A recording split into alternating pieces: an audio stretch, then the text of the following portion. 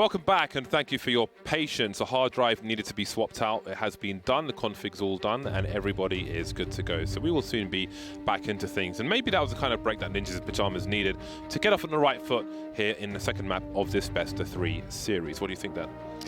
Yeah, it's gonna be tough against Astralis. There's no way I think that NiP are going to find any. There's no map that they can find respite on. Yep. It's all going to be a horrible and gritty fight to the death, James. We're on Overpass now, and it should be, I think, a better map for NiP than Inferno, just because Inferno, I think it was very difficult strategically. It seemed like NiP struggled to get their players in good positions to perform. Overpass, there's more space. There's more space in the map to get players like Rez, Dennis, Forrest, in spots where they can actually do something. Whereas I felt like Astralis' utility and team play just really shut down NiP pretty massively on that first map, but it's to be expected. So we were about to start. Zipex is just double checking his sound. It was his PC which needed a little adjustment. They're all devices playing with sleeves on. I can't play with sleeves on, man. I can't play with anything that might get caught on the corner of the table. Yeah, just anything that's touching the mouse pad at proper moment. It just feels like I can feel it. I often have a little. I'm conscious of it. I often have a little bracelet on my right arm, which I will remove, and sometimes take the watch off as well, depending on which one it is. I can maybe only just do a watch. That's it. Yeah. But no sleeves. Yeah. That break was long enough for me to want to buy another watch now. That was really annoying. I could have done with missing some tweets, but now I got bodied. I'm going to have to get another one. So Overpass will be the second map of this best of 3 series, and Dust 2 will be the decider should it be required. NiP look focused. Very focused indeed, and they'll need to be. Need to see more from them on this occasion, on this map. It's a nice hat. You a hats man, Dan? My head's too big, I can't wear hats. Head's too small, can't wear hats. Actually, I was about to show, the reason I was raising a banana on the camera is because this banana is the same size as Dan's head. So I just wanted to show that. In fairness, it is a very big banana. But people say you have a small head. Yeah. But I have a big head, so I guess in contrast to my head, your head looks smaller. That's a weird anatomy, James. As opposed to mine looking larger. Yeah, I'm just giant. But I think for your shoulders, your head may be slightly small. Big shoulders, long legs. Yeah. It's all gone wrong. That's why I'm on the PC, James, all the time. That's my domain. Okay, look, see? Look at this. Look at that. The banana's the same size. Well, my head's bigger, so yeah. Hello? We have got some really big bananas in the green room, man. Just get the banana phone out.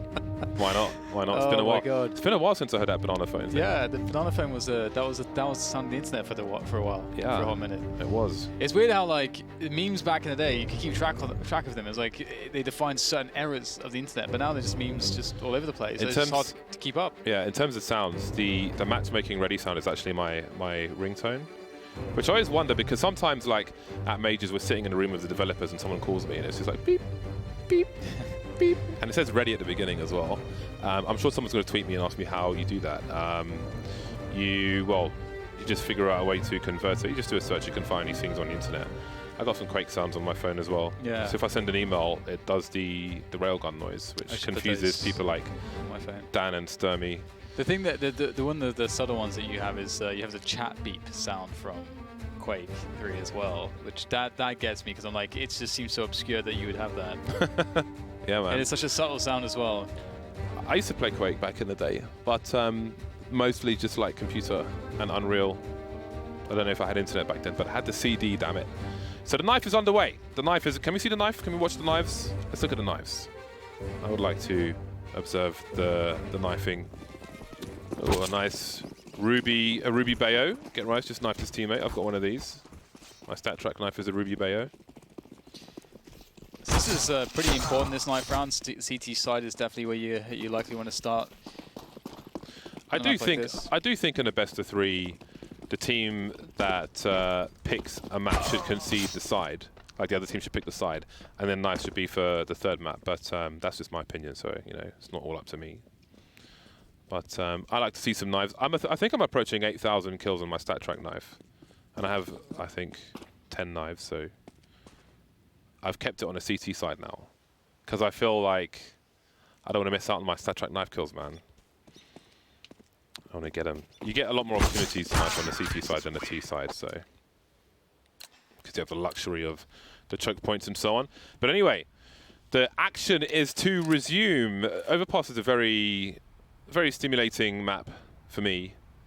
I love me some Overpass, so it'll be very interesting. Again, for those of you on Twitch Premium Pass, Zipex, I think especially on the CT side of Overpass, when people are pushing the B bomb site and he's in B, I think how he chooses to try and buy time and like fall back to the hill in the water, and you know, put himself in the best position to have a balance of defending the bomb site and trying to stay alive.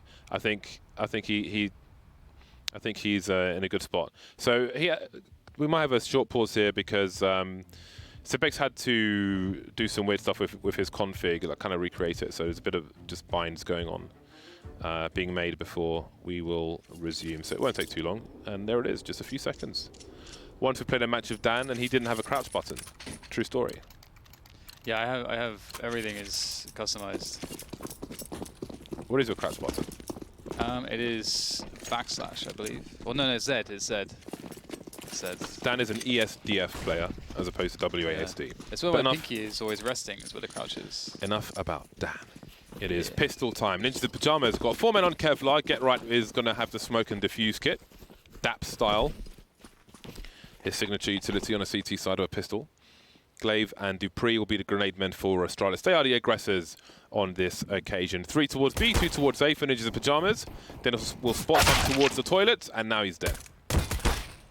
He has been robbed of his life. Lekro on the bomb site now, looking to defend, do a better job, but he can't. Nice shot from Magisk. And these Glocks have done some good damage onto this A bomb site. Nice frag from Forest to try and make it slightly easier, but Magisk will just make it harder again. So CT's are locked out of position. And this is pretty much how the first 2 pistols went as well on Inferno. Whereas with 1 frag, but that might be it here, unless... No, actually, Magisk, his reign of tyranny has been put to a halt for now. Rez has really got a lot of time against him. He does have the smoke. God, pulling the grenade out in the open. So hopeless, that situation. He did what he could. He got some extra money out of it. But ultimately, yeah, it was pretty similar to the first pistol rounds on Inferno for Astralis. Crushed it. It didn't really look like there was much fight in it for NiP. So every single half, Astralis so far have gotten to start off with, you know, the perfect scenario. And it's got to feel pretty bad if you're NiP, James. Can't catch a break. What do they have in store here?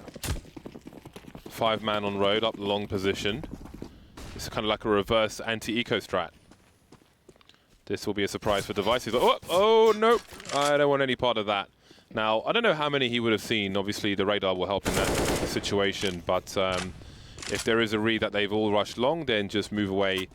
Rather than hold position in a non-essential place, take position towards the B bomb site and then hold the choke points together as a team. Don't want to lose a weapon in isolation. Device will stay back, but now he has T-spawn. This can be an exit strategy for, you know, once the bomb is about to go off, which is also important. So there's a good balance there. And now Dupree can try to farm with his Mac 10. Try and make some bonus money for the rounds to come. There we go. Said bonus money being accrued. Not too much to talk about so far. Counter-Strike will begin in the following rounds when NiP get their buy-in. Again, it's worth noting that they went for the full save here, so they will full buy in this next round coming, third round. However, there are some shortcomings, as you can see, well, as you will be able to see in a moment. NiP will not be able to afford the... Well, they can't have the full levels of firepower that you want, as well as the full levels of utility that you also want. We'll see that the AWP will not be making an appearance. We're not going to have full AUGs as far as the rifles are concerned. Get right on a UMP just so that they can have some extra utility. So they're fighting from behind in that sense. And also 3 helmets missing. And considering that there's still a UMP in Glaive's hands and he's quite a dab hand with it, that might be an issue as well. So lots of corners being cut here for NiP, and it will make life quite difficult. Yeah, it's a rough start. It's a hard start. But again, it's extremely early, so not terribly concerning just yet. Magic's looking for a boost. Look at the crosshair placement as he moves around. Quietly having a look towards short B, not wanting to give too much away. So what is the play from Astralis? Are they going to just creep through the tunnel and burst onto the site? This is highly abusive of the numbers game. From Glaive's position, he could throw a flash through, but he'll throw a flash over instead. And indeed, there's a lot of trouble now for Ninjas in Pyjamas. It's a 5-on-3 situation, but it'll soon be 5-on-4 and maybe 5-on-5. Never mind, Get Right, Lekr and Forest all taken out in quick succession, and there's no answer. There's no answer. You can't expect 4-man on road to just come in like that, and they won't win the duels, and there's not really anything for NiP to do at this point apart from try to hold on to their weapons. They have a combined $600 in the bank, so indeed it is extremely rough of a start for Ninjas in Pyjamas. It's a face against sandpaper. Yeah, it does make me think about, like, again, I'm not being results oriented or anything like that, but you know, I feel like there's an argument to see NiP starting their CT sides, their first proper buy rounds with full weapons, with full utility, and that means that you're going to be force buying in that second round to achieve that. And I would like to see that, just because I think that it depends on your opponent. I think that against an Astralis, you do need to have everything. You need to have everything at your disposal to deal with them and get off to a good start. And we're not going to be able to see that just yet until the 5th round, perhaps. They did save a couple weapons, so they will be forcing it up. But you can see that the same problem persists here. They'll have some more utility, but they'll be lacking the AWP and even a rifle altogether on Lekr, so that's not fun. We've got an aggressive take of short B from Ninjas in Pyjamas. They've got a 2-man setup, Get Right and Rez. Now, do they leave somebody in situ? Did they blow the door off? I'm not sure.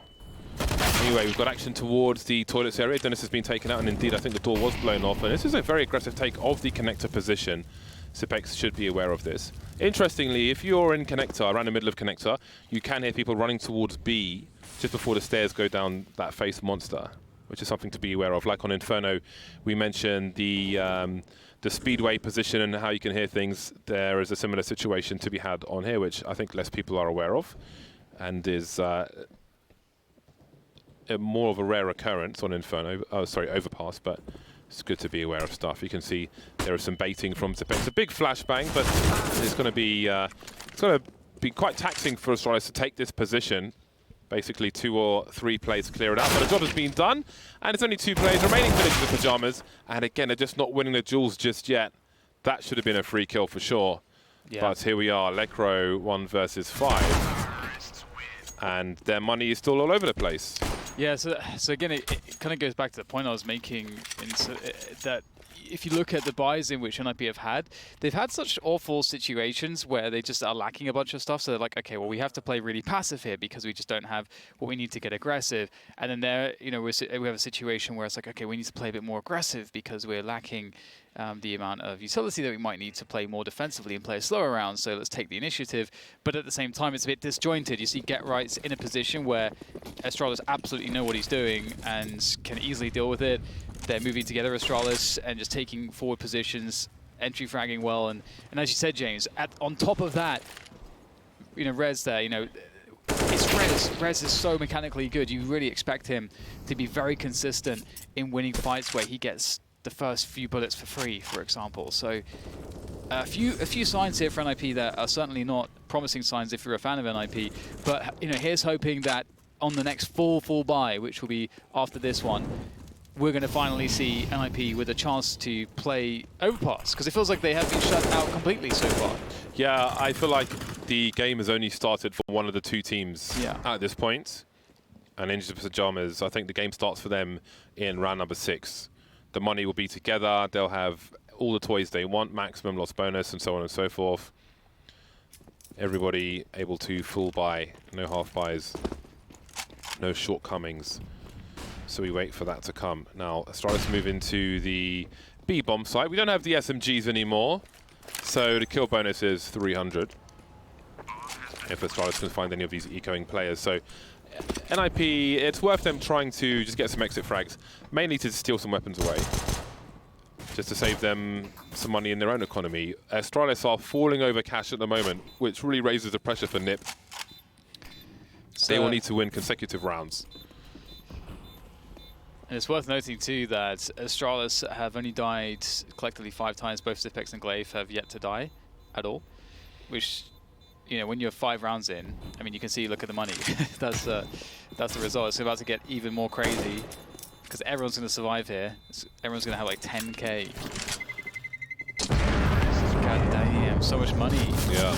And this is the thing, is that it's almost this, like, you feel like, oh, we'll get the buys in, you know, we'll get that 3rd round buy, we'll get the full save, and then we'll get this sort of, I mean, you know, we'll save a couple guns and then sort of buy around that and all this kind of stuff. And it looks like you have these buys. It looks like you have opportunities to do something. But Astralis's utility usage and team play and timing, spacings, you know, so good that they're very strong at just dealing, like, if they have an advantage, they're very good at leveraging that advantage and converting it into a round win. But here we get the double orbs coming in from NiP. But a fast round from Astralis, fast contact into the B-bomb site. Forest gets the opening pick. Great grenade damage coming in from NiP as well, making life quite difficult for Astralis. And that is absolutely what you wanted to see. Astralis trying to punish this big buy of NiP with a fast timing, but it has failed categorically. Glaive and Zipex remain. Glaive through Monster, Zipex outside, and Glaive will join him as they venture towards a short B position. A pop flash for Zipex to have a look to try and get something out of this. He hasn't gone for the deep peek just yet, and Dennis can still see, goes for the wide peek himself, and there are 4 players alive for Ninjas in Pajamas, and just Glaive. Again, it's a question of damage at this point. NiP, I mean, Astralis at this point have probably 3 buys in a row if they lose every round, even by wipeouts, because the loss bonus will start to rise. So Ninjas in Pajamas, they need to survive in the numbers. This is very important for them. Glaive has 1 minute to frag as many people as possible, so he is in no rush. There is a flank, however, and Dennis looking to shoot him from the back, but Get Right will take him out first. So that's more or less a perfect round for Ninjas in Pajamas. I think 1 kill is a given, so they'll be happy with that. And it begins. This is the start for them. Never mind all your, you can have a rough start. It's about how you finish. So that doesn't need to be in their minds anymore. They've got their first round on the board. The game has begun for them, and now it must continue.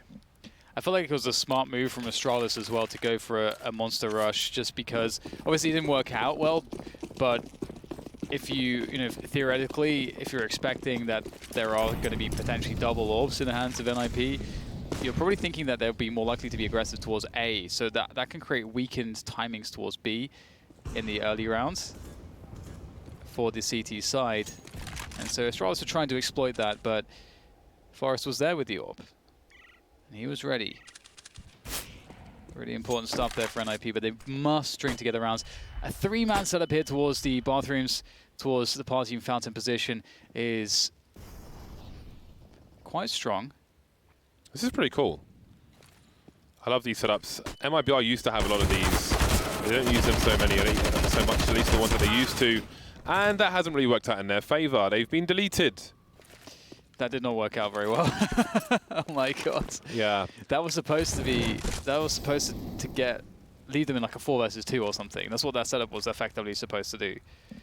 It's an unlucky Molotov hitting the light. I feel like NiP will be not the biggest fans of Furia right now, all things considered. Or at least wishing they were on the other side of the bracket, but they are where they are. And Astralis are a team that, well, everyone needs to beat. But that is a really rough start. Again, they needed to win a lot of rounds. You win your first round, you go down 2 notches on the round loss bonus. So that is significant. And it is a case of trying to hide. This has turned into a rats map now, looking for a little hole to crawl into for Ninjas in Pajamas. Unfortunately, they will be hard-pressed to find one. NiP just look a little bit like slow out of the gate today. For example, that setup, it's really cool, but we can see that after I think it was Get Right that died. I might be mistaken. Actually, no, it couldn't have been Get Right that died. I think Get Right is the player that was closest to the stairs to connector. So Get Right's sort of follow-up there was so labored. Maybe there's a world where he gets 2 kills if he can actually get the first kill, you know, more quickly, but he couldn't quite find that angle and was having to spray like 20 bullets to find that one, and that extra time cost him. And it's just like just being a little bit slow that, you know, robs you of these opportunities that are so critical. And that's, again, that setup was designed to do way more damage here. Yeah, that was really unfortunate for Ninjas in Pajamas, but it was fantastic for Astralis. Yeah. NiP still able to buy. There are some limitations though. Get Right's got the automatic shotgun, which reminds me of Godby actually, because on like after winning a pistol, for example, he'd often be in connected with a shotgun for his team. One of his signature moves. But NiP not doing it out of choice necessarily. So we have a pop flash play. So where Zipex is standing is roughly, if you see like a Karrigan era phase towards the end when they were doing double nades towards the sandbags where a CT would jump peak, they're roughly thrown from where Zipex is standing along that wall. You can find some videos for them online. Get Right looking for those close quarters again. This received a buff where the pellets are closer together, so you can get a meteor shot if you are so fortunate. 3 players for NiP waiting in the B bomb site. They know there's presence from Astralis and short B. Astralis may be inviting some counter grenades if there are some, and there are.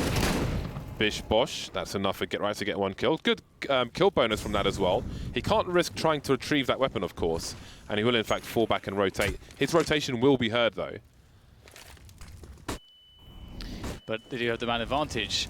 Zipex though looking to even things up in that regard. He will fail though. Letcrow defends, and there is more defense to be had as Astralis struggle to get this bomb planted.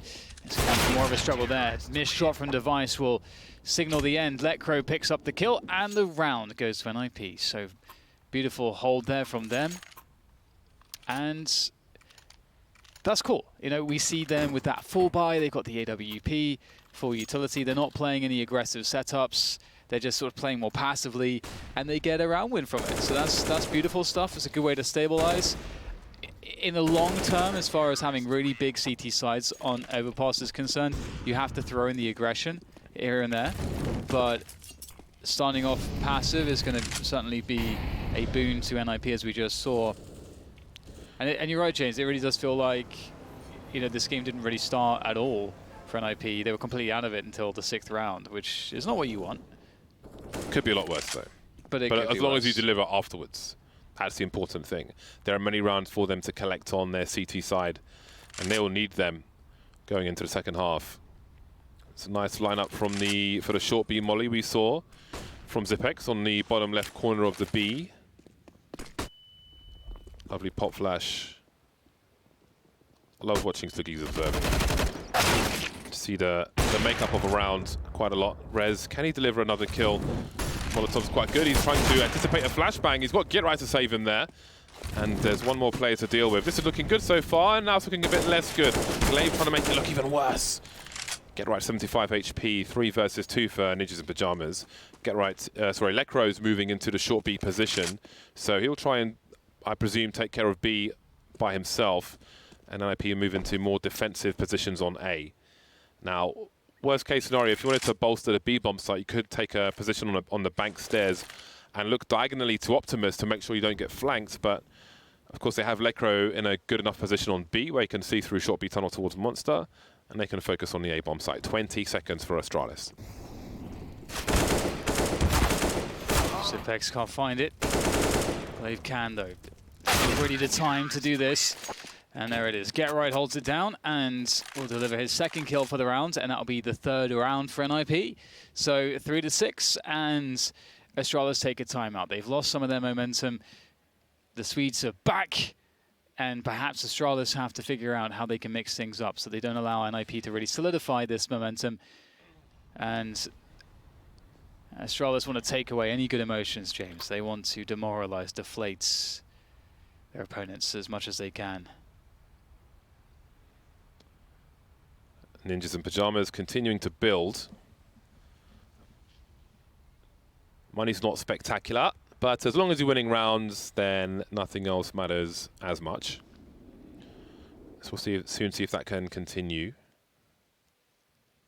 Some shoe game from Pissa in the back. Keeping white shoes white at an esports event. Rather you than me. Freya's got some Air Force Ones on. Props to her. She gets a star on the non-existent badge. Shoe game badge. 3-round lead for Astralis, looking to stunt the growth of Ninjas in Pyjamas, looking to put chemicals in the chicken. Not too aggressive from Ninjas in Pyjamas. They won't go for anything like that setup, the 3-man setup we saw previously. Dennis spotting long, starting to move up now, as you can see on the radar, and it seems that Rez will probably take a longer angle for Dennis to clean up at short distance, should it be required. Get right spotting around the toilets from the back, just having a jump peek behind the dice. There's a smoke to take vision away, and that isolates Dennis now. He's in a lot of trouble, and that is a beautiful takeoff long by Astralis. And Get Right gets absolutely wrecked as well. Not sure where that came from, but there are big problems for Ninjas in Pyjamas. Yeah, they will require some clutch performances here as Astralis bear down on the bomb side, or at least it feels that way. Full attention from NiP with the full rotation of all 3 members ready to defend A, but Astralis rotating the bomb, of course, towards that B bomb site. So NiP are about to find themselves out of position. And it's a really difficult spot for NiP because they likely want to stack their players, so even if they're wrong on which side it's going to be, if there's any doubt, they just want to stick together, and they are sticking together on the A bomb site. And I can't imagine they try to retake this. And Lekra will try to see what he can do, but I don't think they want to sacrifice more than one weapon for the cause. Lekra with the spray almost looked like he was going to get Zipex there, but smoke is down and he will be dead. And they are fighting, James, but I don't know if this is worth it. They were lining up, but Clutch Minister Zipex denies. I don't know if it's worth it, James. Yeah. Like, I feel like it looks a bit tilty. I mean, Lekra can die, but after that, because this is the problem, because then you don't have any ability to keep the AWP because you need an extra player. I mean, if 3 players save there, Lekra and Get Right have enough money, so you have a full buy. And now they don't have a buy at all. Yeah. So that's a rough spot. But this takeoff long was absolutely beautiful. You see the setup from Ninjas in Pyjamas. They've got the long range AWP. They've got their trade frag or just clean up position from Dennis. But these are very common positions, and Astralis' attention to detail isolates a player well beyond the point of no return. The flashbang timing is perfect. Eats the flashbang, eats the bullets. It's beautiful to watch. There we've got the Molotov again, as shown by Sliggy. Man like Sliggy. Known in the streets. 4-round lead for Astralis, looking to expand. But yeah, I do wonder about that. I feel like someone has to read that this is a low percentage position, and we could buy together in the next round if we hold on to these weapons, if we just move away.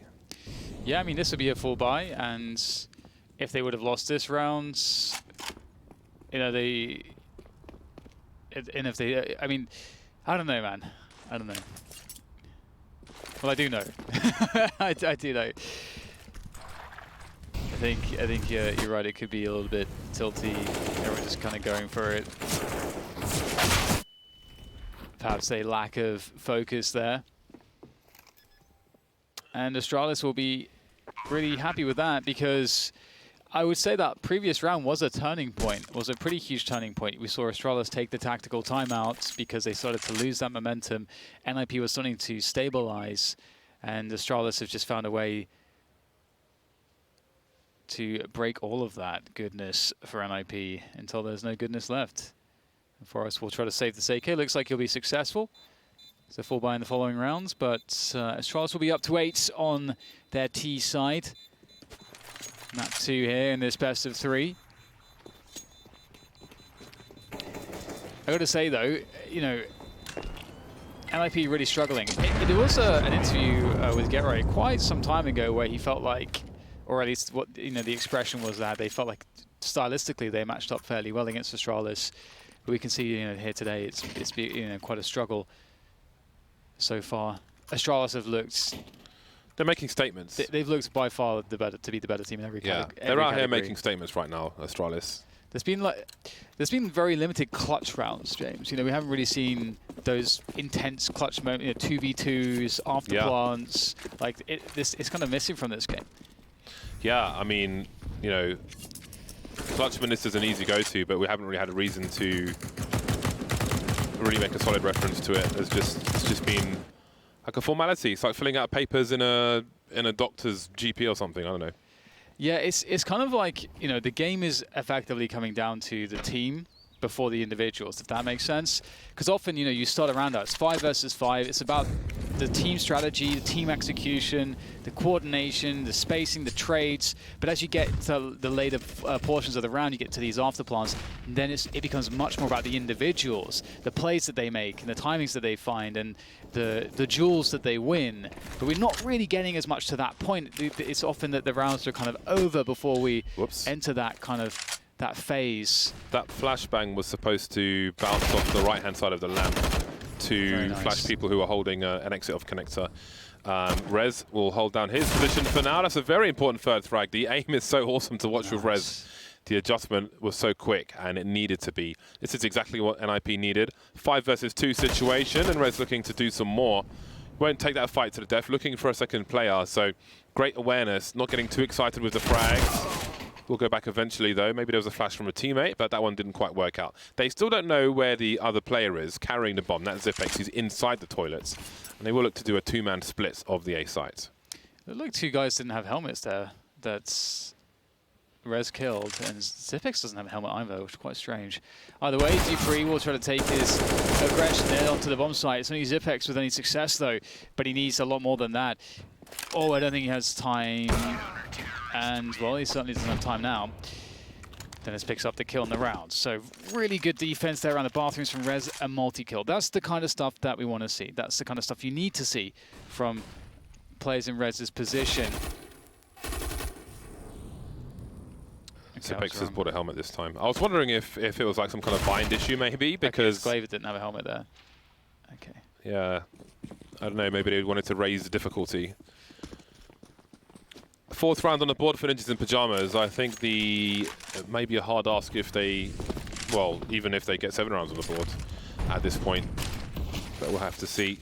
1 AWP for this Swedish squad. No sniper for Astralis on the T side. We'll prefer the more nimble AK-47s and a Krieg for Magisk. Krieg with 100% armor penetration. Moving out of connector, there is a smoke around divider. Ninjas will create some space with the smoke in the same position, but it does deny them info. Yeah, that smoke is so key in preventing the T's from splitting your position. Nice angle there from Rez. And that's beautiful. Again, your bathroom players have to be able to thin out the numbers before they can get to that A bomb site. It also thins out the utility too, because not only will it require more utility to deal with Rez, but also you've removed a player who perhaps dropped some nades as well. You can see one on the ground there, in fact. Smoke, I believe. Device will happily collect the rolling smoke grenades. And time is a problem now. There's 30 seconds to get this bomb plant underway. And Astralis need to get onto a bomb site. And here they go. Flashes around the corner. They know Rez is there. Rez tries to spray blind, but it doesn't work out. Quick underhanded throw across and a boost as well over the smoke here for Dennis with the AWP. And he's going to find one. Beautiful work here from NiP. Oh, more frags through the smoke. Great stuff, but more to be done. I think Glaive was looking to punish the reload, but I think he realized another player was there. That was Lecro. He's history now, looking for more Glaive. The spray is there. He's got cover for the reload. 2 players by the bank, and if they go around wide, Device might just find them with the Krieg now, picked up from Magisk. Very interesting situation. Glaive just dancing, trying to bait a shot. There is an elbow. Device, though, he's got 50 HP. Didn't manage to get the frag there. Might not be so familiar with the Krieg. There's a hero defuse, trying to swing wide, but that's a big headshot from Dennis. I love the flashbang from Astralis in the first place on that angle. outside of toilets. That was a beautiful start. This is a boost you don't often see, but that was pretty good. Get right with some damage through the smoke, and it's a 5th round on the board for NiP, a much-needed 5th round. Yeah, I love how seamless the boost looked there. The communication was clearly very, very well put across. Get right, throws that underhanded flash over. They see the wall of smokes. They immediately know to go for the boost, which suggests that they have a protocol in place that, every so often, that's something that they're going to be going for, and they have the players in those positions. So that looked like that's the kind of round you want to see out of NiP. It looked really convincing. Everybody was sort of on top of everything. No sluggishness. And Astralis' money has suddenly been brought to a weird position, but they're on the T side, so it's always workable. But we see a CZ Galil. Full utility, though. And that's what counts. So there's lots of options here on Overpass. That's why we love it. Yeah, I think Astralis are one of the best teams to have a bad buy in terms of weaponry, or a buy with shortcomings, because as long as they have utility, they can take position in a great many cases on the T side of many maps. So they can make up for it. They've got so much in the back, so much in the pocket, that they can still make things work out for them. They've got 2 smokes. Now, they could put a lurk smoke towards the site on the corner of this flower bed. That won't be the case, though. dupreeh making his way through the smoke, but Rez isn't close on this occasion. He's changed his position, and that's going to be good for a frag. Dennis will deliver another one. So far, so good for Ninjas in Pyjamas. They've got a Molotov towards the toilets, a nice flick. Now the bomb's on the floor, it can be a full rotation. Forest takes Magic Scout. And NiP are in very good shape for the final round as well as this one. So it may be 7 rounds after all. 5 scopes for the Swedish side, 4 Augs and the AWP. They'll look to keep it that way, and Lekro may soon find Device lurking by the Daffodils.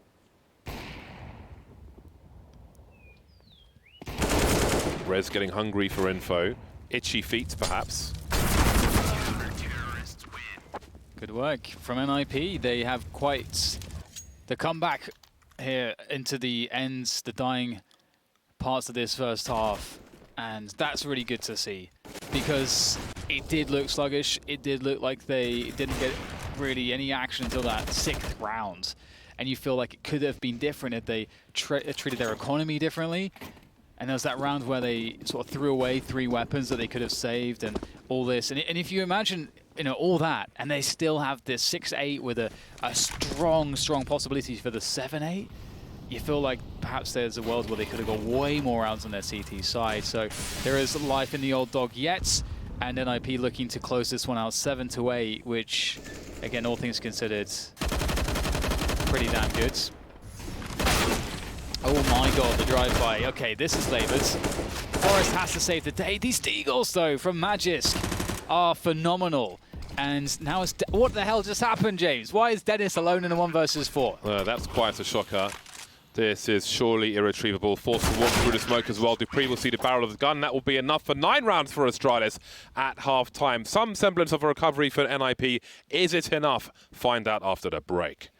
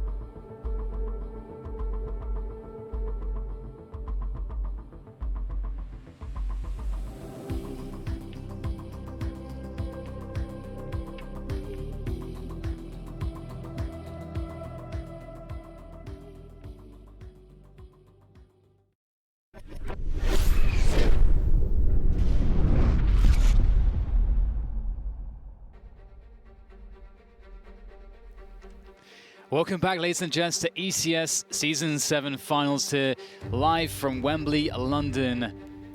And it is not a good look for NiP. Oh my days, look at those odds. It's not a surprise, is it? They've been struggling. They're on the struggle bus. And it is, I mean, they got 6 rounds in the end. But James, I feel like it could have been 10 or more. I feel like there were opportunities for them to manage their economy better. It felt like they were very sluggish getting into things. And obviously losing against that effectively, half by at the end is not too fun either. So they've lost every pistol in dramatic fashion. Will this be the same? Maybe, maybe not. This might be an important duel around the short B position. Magic falling back to an almost crossfire situation, but a nice one tap from him. Early advantages for Astralis in the second pistol of this game. Maybe the last one of the series, who knows. 3 Glocks for Ninjas in Pyjamas. Get Right still sitting on a lot of utility, but where and how can they use it? Forest taking a shot, short B, being jump peaked, it seems. 2 CTs per side. It's all about the headshots. No P250s for Ninjas in Pyjamas, at least on the remainder. I think this is a map of good range for a P250, but perhaps they have priority in different things. Flashbangs will allow Forest to creep towards Optimus, looking wide, getting exposed to Zipex will take him out. They'll get a bomb plant in the smoke at the very least, but this is not looking good for them. They can change quickly, but they've got to find these frags. 2 versus 4. Running out of bullets in the magazine. Just 2 bullets left for Rez, and he will be the last man to fall. And we're looking at double figures for Astralis. So 4 pistol rounds, 4 pistol victories for Astralis. At least NiP got the bomb down. I think that's some kind of an improvement. I don't know that happened. I'm positive that did not happen on Inferno on the T-side pistol for NiP. I think they just got wiped out with only 1 player killed on Astralis' side. So that's something. But I hope this is one of those games as well where if NiP look back at it, they don't just think, oh, we lost all the pistols. Because I feel like their decision-making after losing some of the pistols wasn't, there's definitely room for improvement. But we'll see a few deagles here. So this is just to keep the economic pressure up. You do need to get a couple kills ideally, or a bomb plant. And I think a couple kills is more likely than a bomb plant, given the lack of utility in Kevlar. So we'll see what they can accomplish. Blowing open the door, that's a smart move for the CTs. You can see now that Glaive can look through that door. All that free information. It's a good use of $300. And one of the things that NiP are looking for is an overextension for Astralis. But Astralis know this. They know what they're after. They know what NiP need to do, and they're going to make it as hard as possible for them to achieve their goals with what they have. They're going to force NiP onto a bomb site just by burning the clock. That's all Astralis have to do, and that's what they're doing pretty well. Although, Get Rights, he's going to find a great shot. Oh, what's he doing up there? I think he caught the jump peak with the Deagle long range. That's not bad. There's a lot of jump peeking going on, but there is not a lot of Kevlar on the side of Ninjas in Pyjamas, so they should be cut to ribbons in many cases. They will be hard-pressed to find these headshots. That smoke gives a little cover, but there might be a gap in it. You can see some spam coming through, but this should be a formality. 20 seconds remain. Ninjas in Pyjamas need to run to their doom. There's another kill for Lecro, but out he goes. Well, another kill for Ninjas in Pyjamas, only kill for Lecro. Forrest has 10 seconds. He better be aware of this because you can see Astralis are not showing. They want to win by timeout. I don't know if Forrest realizes just yet. 3 seconds. He's got no time to plant the bomb. They're running away. He'll pick up a UMP for his troubles, and everyone else going to fall by, and he's on a UMP. So there's some poor timing there. I feel like if you've been fragged in the round, you have to give these cues to your teammates and just say like 15 seconds, 10 seconds. You don't need to say more than that. They understand the implications. But I feel like there was a lack of focus there in terms of timing. But there wasn't from Astralis. I mean, one of the maybe it's Forrest. He's such a experienced player. Perhaps that's just not something that you should need to do. Potentially, or maybe it annoys him, James. Maybe he doesn't matter. Should be done anyway. I'm alone. Let me play my round out in silence. But here it is. They got the buy, they got low utility, but they have some rifles.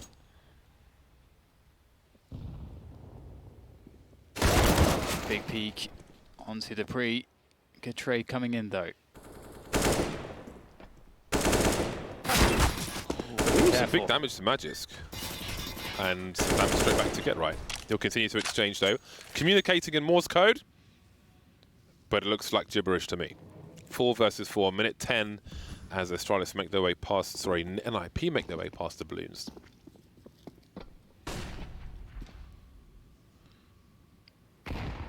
Approaching the A site, not finding it, not seeing anybody spotting just yet. I don't think Device has seen Forest, or has he? Perhaps not. An exchange of weapons. Magisk is expendable at this point, given the UMP low health. And here comes the execute from Ninjas. This will be quite difficult to hold actually, although there's not too much in the way of smoke, so maybe not. It's open season here on these NiP players as they start waltzing into the bomb site. No cover at all. Ran out of utility. And Astralis will just take him down. That sucks for NiP. You get right to the last hurdle, James, and then you trip over the very last one. You get right to the last hurdle and then Astralis. And then Astralis, indeed. And they have double the score of their opponents at the moment. And it looks to get better for Astralis. Pistols and the 1 AK-47. The Hero AK, the purpose of this, I think, well, mostly, I think the priority is to do big damage to the Astralis economy for the rounds to come. But obviously, best case scenario is winning the round. Not looking too likely at the moment. Glaive, birthday boy Glaive, is putting up some more numbers. But the AK's taken one out, and maybe there's a chance for another. Perhaps that gun is retrievable. Indeed it is, and now they've potentially doubled their aggression. Forest, I wonder if he gives Dennis Diorg if he has an opportunity to, because he has no Kevlar. Forest, take the CZ, go for some, oh, he's got a Deagle anyway, so go for some long-range duels instead. Dennis can take a fight with the full armor. But Dennis is very far away at the moment, carrying the bomb through towards the fountain position. That scope will be heard by Dupree. And now the scope is gone. Now he could use a HE grenade to send that rifle backwards towards long, so it can't be picked up, because of course there are other players who may want to do that.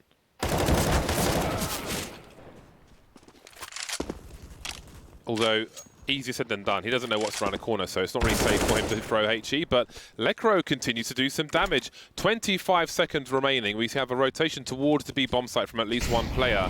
That is a very timely Molotov. And at this point, maybe he just wants to hold on to his AK-47. Although he's running towards the A bomb site. They do have Glaive at the back, but he will take the gamble, Lekro, maybe expecting a two-man rotation. Oh, that jump is not going to help, and Glaive will pre-fire before he gets around the corner. The plant will be denied, but they've all got the money to buy anyway. It's a good effort from Lekro. He did what he could.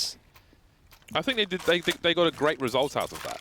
Yeah. 3 kills with 1 AK purchased. That is good for almost $20,000 of damage.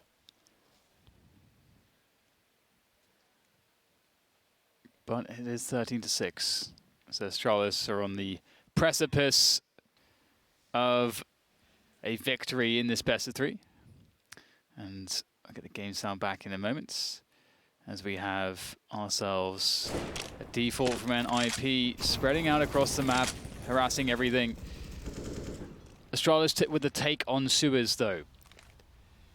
You get a lot of really useful information having players so deep as this.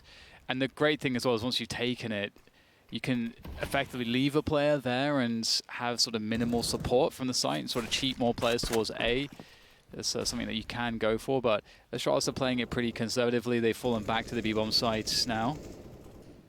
And everything that Astralis are doing really is just, it just serves to slow down their opponents, which is fantastic, because what happens then eventually is that time pressure creates a situation where the Ts have to cut more corners, and that's really good for you as the CTs on the defense. This is looking like a great setup here in the bathrooms. dupreeh just has to sit there. Device on the outside. Device and dupreeh, the double Ds. Just the 1D now. As Device has been taken out. Lovely adjustment by dupreeh. 4 versus 2 with 30 seconds on the clock. Some jiggling. Dennis manages to get a kill, but can he get a bomb plant out of it? Forrest trying to do what he can, but now he's the last man standing. Dennis trying to help, but he couldn't quite do it.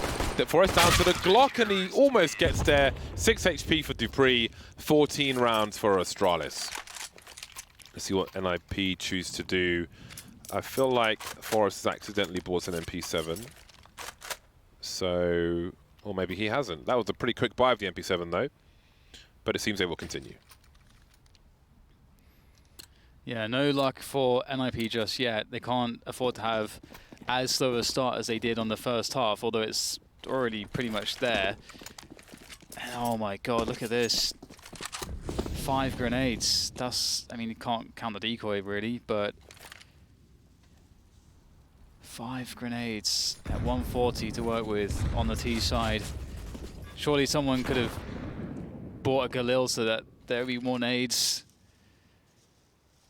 Surely, James. Just 1 Galil instead of 1 AK here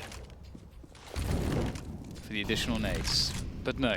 Yeah, I feel like you need to have something prepared for a round such as this. They're less than ideal rounds because they do happen, and if you can prepare for them with a certain amount of utility, then that can go a long way. 2 smokes and a flash. They will try to use the numbers. I love that push we saw from Astralis with 4 players in the monster position. Look how they're creeping, almost crab walking. Get right, gets taken out. They're trying to swarm now, but the swarm is somewhat slow. It's stunted. And again, I feel like this is very on the fly, and the flies are being swatted at the moment. Yeah, it's difficult because they left the bomb towards T spawn, whilst 4 players are pushing into the bomb site, which means that it kind of seems like it's not very well thought through, just because you're living and dying by that B bomb site push. Because yeah, you're committed. There's no utility. Yeah, you're 100% committed. So you might as well have the bomb with the push there. And instead, the lurker has to go back to get the bomb, which is not ideal. So it just seems like the plan for the rounds doesn't quite make sense in some of these cases. So there's just so much that's not going in NiP's favor, and also at the same time, it feels like they are out of ideas. Especially if they're buying up so many AKs and no utility, you're basically making it so that you don't have options. If there's no utility, there's no options on Overpass. Overpass, you need utility. It gives you a lot if you have it, but if you don't, you're just subject to this. Device can just freely peek you because there's no smokes, there's no flashes, there's no Molotovs, there's no a way to trade him. I don't think Astralis have ever felt threatened in this entire series, which going into further matches is just going to have them brimming with confidence, which is not a good sign for anybody else in this tournament. So this is quite terrifying to see. A flying Device trying to finish things off. Has not really baited a shot just yet from Dennis, who definitely knows he's there. It's a big pre-fire from Dennis, and he has a lot to do. He's collected the bomb. 3 players. They know exactly where he is. This is a great example of when there's only 1 player left, you can take hyper-aggressive positions because you know it's safe to do so. You can see Magisk with an off-angle in connector, hasn't been spotted just yet. And that's going to be that. 16-6, Astralis, again, never really threatened in this entire series. It was a very nice day in the office for them. Yeah, and I think so much can be said for the fact that if you just look at what the series was missing, I think the fact that it was missing any real clutch scenarios really tells a huge tale, because if all else fails, as long as your strategies are working, if you can at least get your players into some clutches. And sometimes a series will be defined by who wins the clutches, but there weren't really any clutches, James. It was just Astralis playing way better as a team. I think NiP, making some questionable decisions, especially with regards to their economy. They lost every pistol as well. So everything was going in Astralis' favor, but winning 4 pistols these days, that's still very recoverable. That's not an excuse, really, for a bad game, per se. Yeah. I mean, for my purposes, Astralis are the best team in the world. So, I mean, to a degree, like, well, you know, they're the best, you have the least opportunities, but still, what do Ninjas in Pajamas take away from this? It didn't really feel like they had a chance at any time, at any moment. They felt sluggish. They felt, not only did the individuals, it felt like no one was really in the zone, on fire, like stepping up to the table to really deliver the damage. The individuals were also not getting into position because they weren't being set up really very well. And so outside of sort of basic defaults on Inferno or something, or on Overpass as well, we didn't really even get to see that much of a T side from them. So it's weird, isn't it? It's weird. It's just an overall team approach. It's just obviously not working, and maybe it's Get getting used to this role.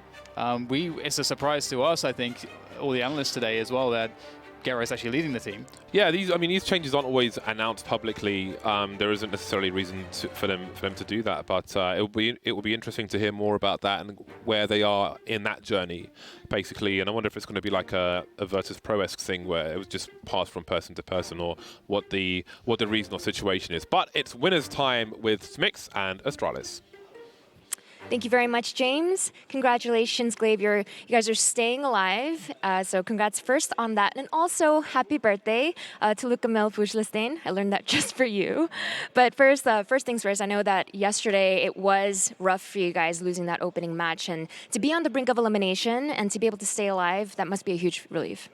Yeah, it's really nice, and yeah, it's a good birthday present. That's what I wished for, that we could go and play against Furia again and beat NiP. That was just, it was a great game for us.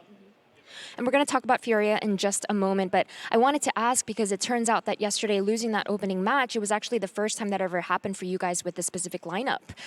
So that being said, that being the first time experience, what was your personal reaction and how did the team digest that? Yeah, so of course it was tough for us, especially because we're not used to it. But like in this period of time, we have been a little more used to losing because we have lost a little bit in the last few tournaments. So yeah, we're trying to figure out what went wrong and stuff like that. And I think we actually had a pretty good understanding of what went wrong. And it was mostly individual, but also some tactical things against Furia. So yeah, looking forward to play them again and hopefully fix the mistakes. For sure, and when I've talked to you in the past, you've been very open about the fact that one of Astralis' strengths is that when you guys do lose, you guys like to come together as a team to figure out what went wrong and really fixing that. So with the loss yesterday against Furia, it was such a close loss, 16-14. What were the biggest takeaways in coming into the rematch today? I think it was mostly individual. We played a lot yesterday after the Furia game because we felt like we weren't on point individually. So yeah, I feel like it was a little bit better against NiP today. So maybe it worked. So yeah, we're gonna practice a bit before the Furia game individually, and then hopefully we can beat them as well.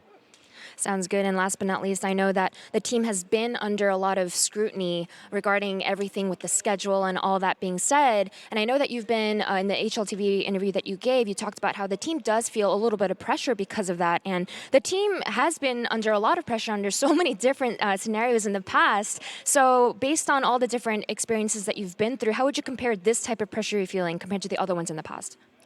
You know, we won the Grand Slam. There was a lot of pressure. This is nothing.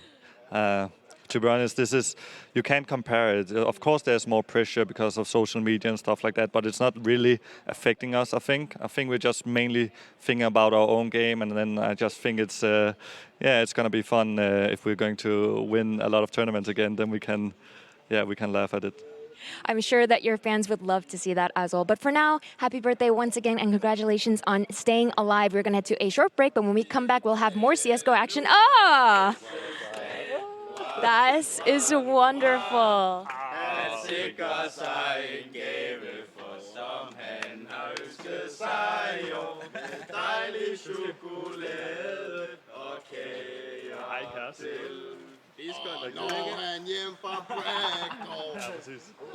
Congrats. Happy birthday.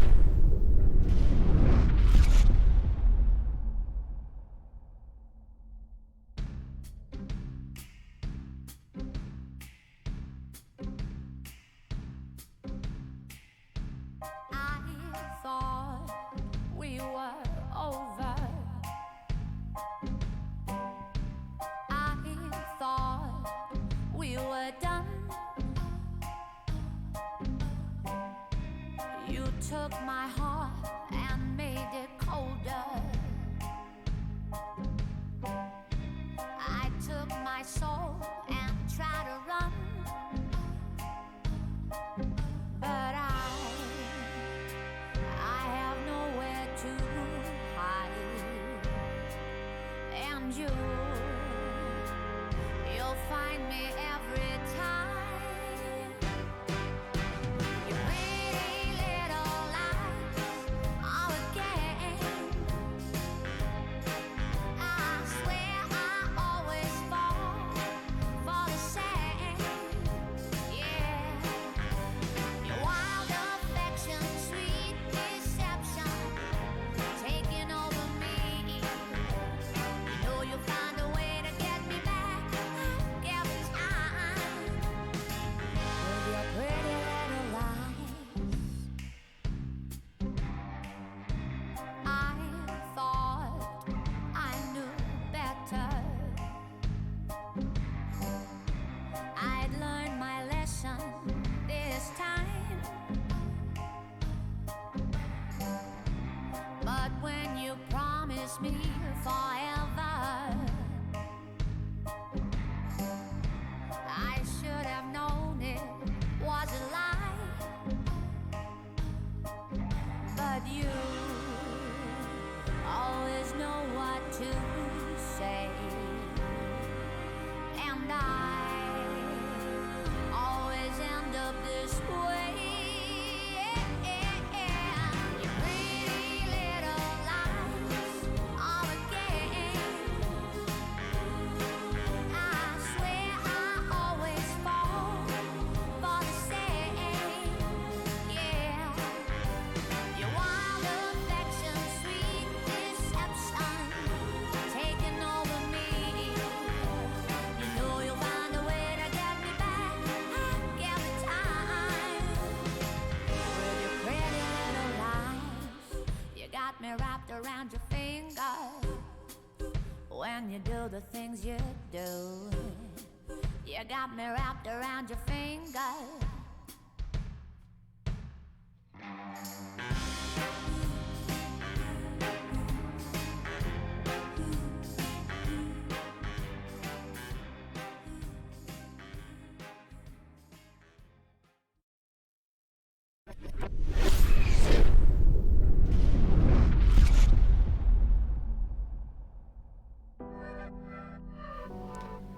Two clean map wins for the Danes see Astralis fight to live another day at ECS, but unfortunately for NiP, that means they are going home. I mean, it was an incredible game from Astralis' point of view. For NiP, on the other hand, disappointing, to say the Two least. back-to-back maps.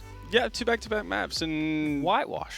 and Yeah. zero rounds. In the Zero second second half rounds. Yeah, nothing. Nothing. 0 second half rounds is not fantastic. Actually, for the entire tournament, 1 second half round over 3 maps. Yeah, That's pretty bad. That's pretty flat. And you were talking about Rez and Forest and them being such a win condition. Well, they were the bottom fraggers for the entirety of this series. They were the bottom fraggers yesterday, so they have to come in towards the bottom of the stat lines overall, I would say, for the entire tournament. And I guess there's been some changes in NiP. We noted some of them multiple times, and these changes don't seem to be using their stars to the fullest of their potential.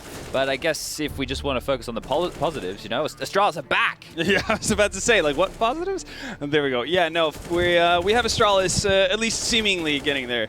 A dominant display over 2 maps, and not really too much to pick at from there. And I mean, if you want to scrutinize, and I'm sure many people at home want to, there's not really too many faults to find in how Astralis played out both those maps. And we talked about it, Overpass being one of the maps that had been a little bit more iffy on their end towards the end of the massive run that they've had of winning tournaments. But this looked pretty flawless. But I do also think it's a little bit accompanied by a very disjointed and disappointing knit. Yeah, I think after what happened in Dallas, Dennis not being able to make it, there's a lot of frustration within the camp there, and then coming here and just getting blown out of the tournament very, very quickly. Things don't look right. You know, things haven't looked right for some time, but at least, you know, there were smiles on faces or they're being competitive in matches. This seems to be a massive downturn right now. They didn't win a single pistol. Astralis dictated a lot of the play to them, and there was really no options for the side of NiP to be able to fight back in this one. So I think this might actually be the death of NiP as we know it. I know that seems like a very bad thing to say, but that's the feeling I have. I mean, it is a big claim, but Astralis have returned, right? I think it's safe to say that. And we got to see some beautiful highlights there, captured for you, of course, by NVIDIA.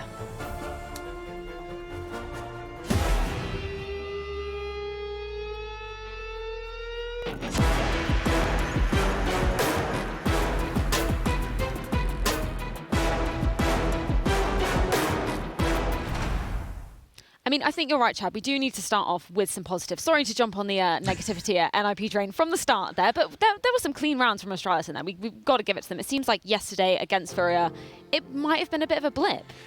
So look, there's been a lot said around them. We heard Glaive in the end of that interview talking about, you know, the negativity and him saying it doesn't have any effect. It has to have some effect, right? There's no way you can be immune from that kind of stuff. If the narrative is being pushed one way, at some point you're going to mentally buy into it without even realizing.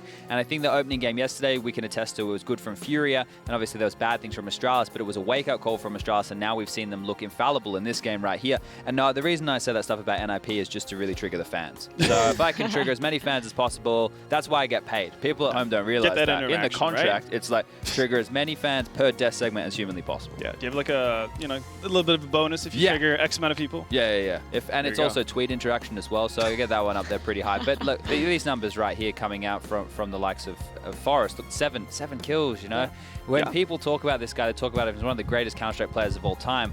Well, unfortunately, in these kind of matchups, you have to be showing up. When you have the likes of Lekro towards the top, it's not what is the winning formula for the Ninjas, I don't think. It really isn't. And I'm not really sure what it is about Astralis that seem to be able to stifle Forest, but it happens time and time again. And we've, I mean, it's something that obviously NiP needs to address, and Forest, particularly really needs to look into the demos as to what Astralis are doing to really negate him, because, he's incapable of having impact, and NiP are never going to be close to beating Astralis if that continues to happen. Well, you guys picked up on some round yourself. However, I'm going to start off with you. Do you want to introduce our first round that you would like to be breaking down? I mean, it's a very short one. Surmises the entirety of NiP in the series, right? It very much does so, and we're going all the way back to Inferno. I guess it wasn't that long ago, considering how quickly the series went by, but it is a bit of a bit of a mistake coming out. Blooper reel. Yeah, a bit of a blooper reel from the side of NiP on their T side, and it's going to be... There it is. Yes, a cheeky little knife in the back to Dennis, and it's just like adding to misery,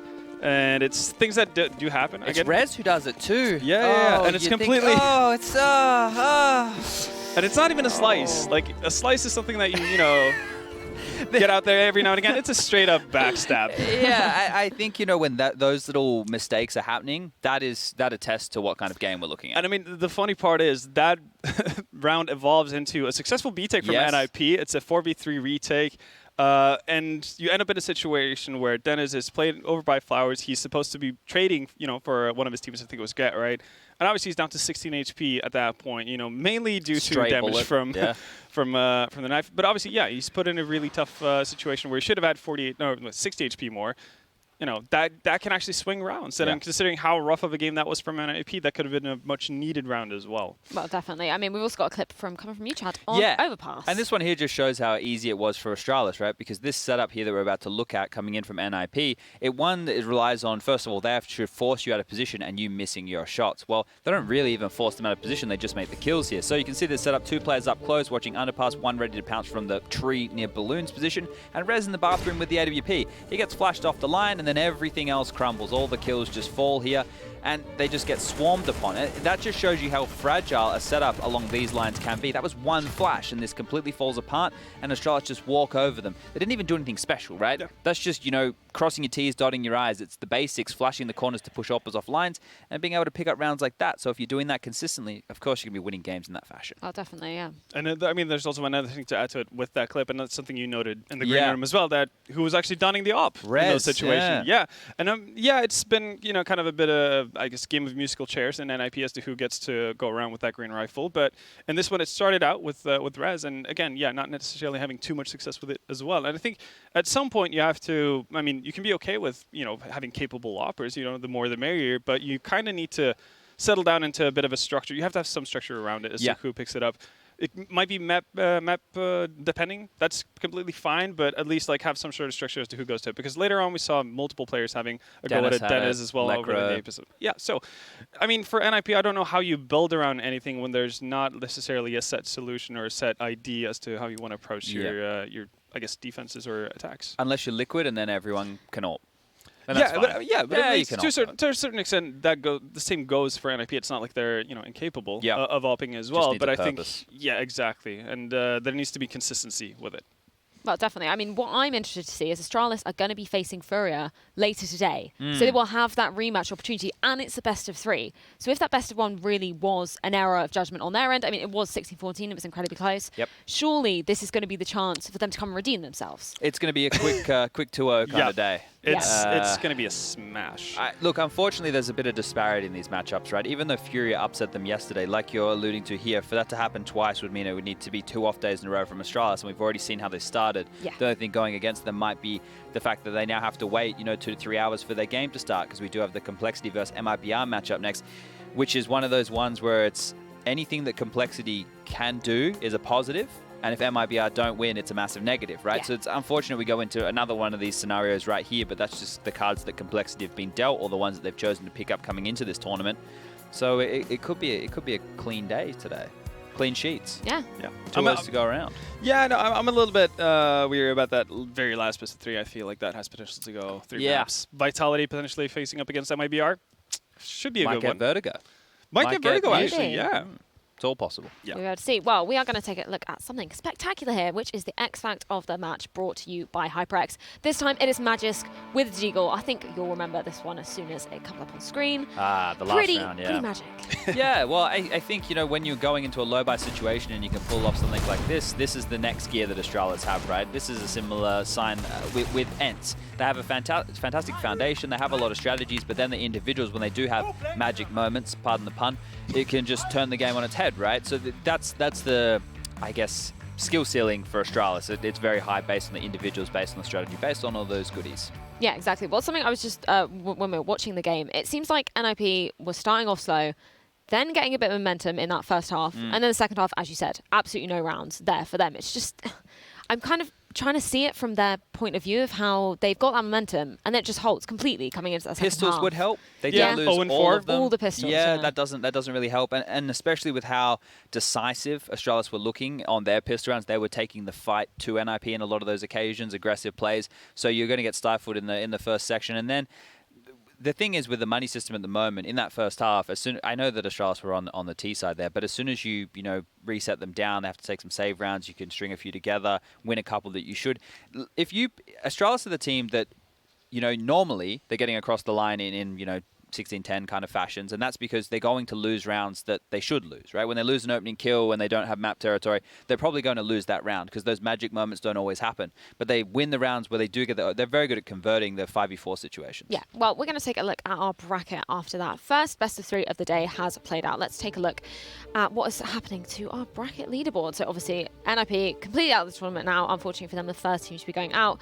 As we mentioned, Furia versus Astralis coming up later, and then the winner of that will be heading to the semi-finals. So they're playing North, whoever wins that one. We could have a Danish derby in the semi-finals tomorrow. That would be good. Be some spice. And we could even get Vertigo with Fury and Astralis, right? Because now both teams play it. Yeah. Or both teams have floated at least. Well, we know Fury plays it. We know Fury has to ban Dust 2, and Astralis, they could ban whatever they want, really. Yeah, I guess they versus NiP might be team dependent, but they went with the train ban. So we'll see. I don't think they're going to ban Nuke. To put it that way. I don't think so either. I don't think they're afraid of Furia, even if they had a bit of a scare yesterday. Well, we'll be seeing that more later, but we will be back for our second best of 3 of the day after this break. Make sure you tune in then.